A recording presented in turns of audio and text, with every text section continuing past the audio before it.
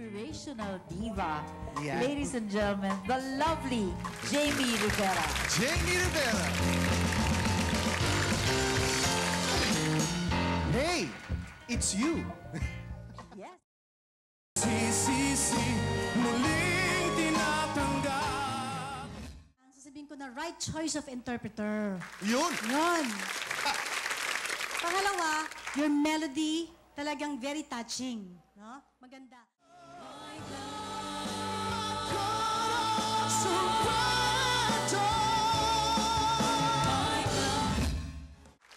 Nagustuhan ko siya, para siyang, ang nakikita ko doon sa kanta mo na to, parang Hercules. Yan. Diba? Tama-tama, Hercules to. Hercules. Yes.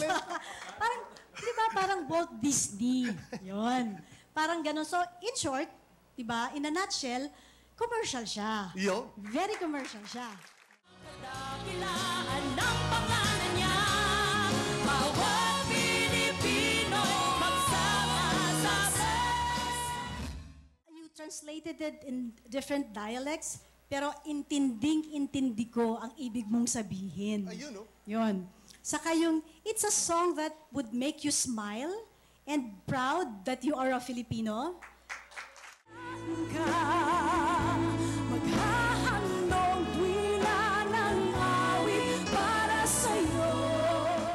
Kasi nga, it's a crossover between a love song and a praise song. Ito yung mga kanta na pwedeng gamitin sa mga movies, yan, sa mga teleserye, yan.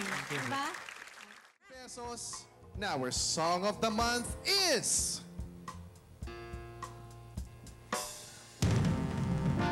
With an average score of 94.3%,